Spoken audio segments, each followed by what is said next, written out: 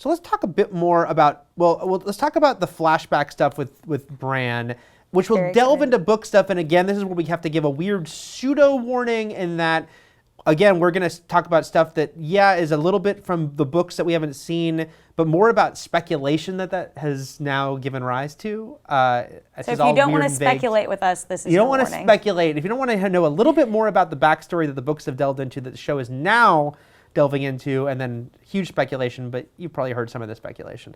That was a good warning. Yeah, thank you. It was a weird warning. It's so weird trying to warn about this stuff. Bran is back, first of all, we should mention, of course, after 2 years away. Yeah. Much taller.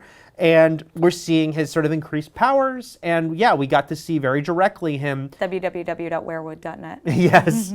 He got to travel into his own family's history and sort of give us we got a little glimpse of young Ned Stark. And young Lyanna Stark. Lyanna Stark. I feel like I've been waiting my whole life, even though I haven't been reading these books my whole life, to see Lyanna Stark in action. Yeah. Yeah. Which was really cool. She's like this strong character, comes in on horseback, doesn't take any crap from her brothers. Let's talk about that and all of the speculation about Lyanna and what her significance to the story is. They have maybe 3 or 4 times mentioned Lyanna Stark throughout Game of Thrones. And she is someone, because of all the speculation that's gone on with the books, has been raised up to a pillar of important character with a capital I, a capital C. So I think for them to show her here, especially when we know we're getting more flashbacks next week, I think is very intentional. A very good way to show her or remind people who she is. And Bran even says, I saw her in the crypts below the castle. There was that great scene last season between Littlefinger and Sansa when he talked a little bit about what happened with her, what happened with Rhaegar Targaryen, also important character with capital letters. And in that brief moment where he was like, there might be more to this story than you think, young Sansa. Yeah. So brief recap here in the backstory is that she was supposed to marry Robert, Cersei's husband Robert, but she was King Robert, but she was taken by Rhaegar Targaryen. And then people have different depictions of what happened. Did he take her and rape her and was horrible to her? Or did they fall in love with each other? But this was a huge moment that sparked Robert's rebellion, which did everything that since happened. All the backstory, all the stuff we hear about so much. It all sort of converges upon this moment and these two characters and the why. So I think I would be very surprised if we don't get the story of what actually happened between Rhaegar and Lyanna this season. Maybe even as early as next episode. Yeah. Well, let's talk. There's no reason not to talk about the theory that's been on for years about the fan theory, which is that Lyanna and Rhaegar are Jon Snow's parents. Yes. This is the prevailing fan theory, going back to the fact that no one's ever thought the fact that Ned is Jon's dad never really seemed to be the truth, especially just the fact that Ned cheating on Kat didn't seem to be the truth. Yeah. And that, this is really his sister's son that he is protected the identity of. And it seems pretty significant to me that we got this flashback. We saw this character for the first time, almost bookended the episode that Jon came back to life in. Yeah, it's important what his parentage is, because if he is half Targaryen, then he has a claim to the throne. He might have these other abilities. The big speculation was that Ned wouldn't say that he was Rhaegar's son because Robert had such bloodlust about it, and if he knew that Lyanna had sired a child with Rhaegar, that he would probably try and have him killed, or he would be a target from anyone else, either trying to put a Targaryen back on the throne like Daenerys, or trying to kill him. So it definitely makes sense, and it also does seem like such important endgame material when again, Jon's ties to the Night's Watch have been severed. His watch has ended, and he's now back to life. Where does he stand now?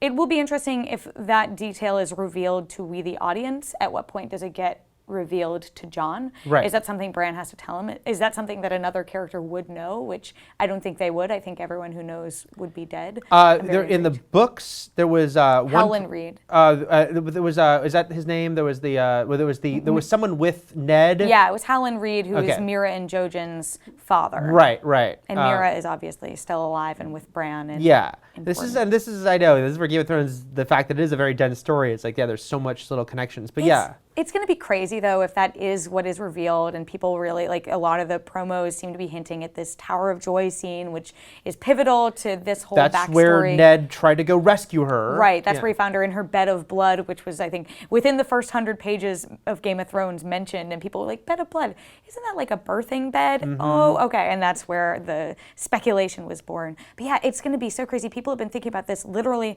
since when the first Game of Thrones book came out, in the 90s. Yep. If we get that answer on the show next week, like that's a huge moment. I don't know if I'm ready for that. No, you're right. It's like a 23-year in the making, you know, reveal that again is strange if the TV show reveals it before the books get to it, but that is where we're at right now. And it's interesting because like this all started sort of talking about Bran, but I feel like this is why I'm so excited about Bran's storyline this season is because Game of Thrones and David and Dan, the showrunners, talked about this in the Inside the Episode for this week.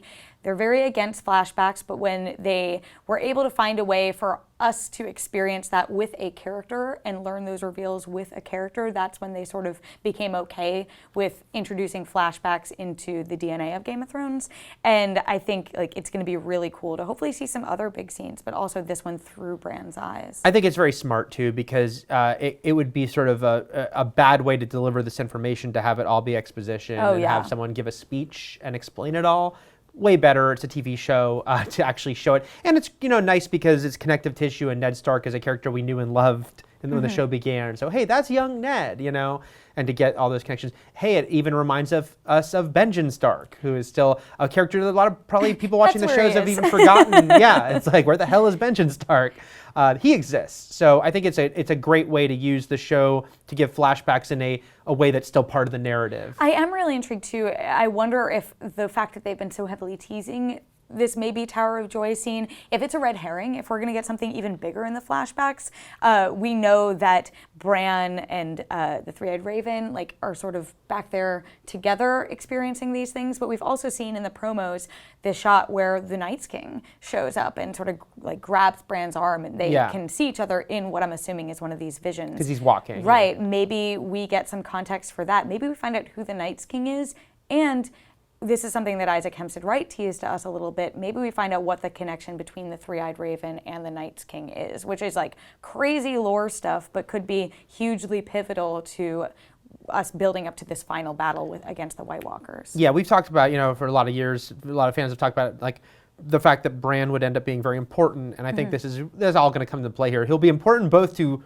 deliver us important information as viewers, but also I think maybe, whether it's even just directly telling people what he knows, but also seeing how his powers can sort of affect things and all the characters it might bring together in different ways. And Mira even said, or one of the Children of the Forest said to Mira that Bran won't stay at the Weirwood with the Three-Eyed Raven forever, which is our reminder, this isn't where he's ending up. This is just where he is now and where we can get these amazing flashbacks that we've been waiting for forever. Yeah. So I wonder if that's even setting up that Bran might leave and go off to wherever the next part of his journey is before the end of this season.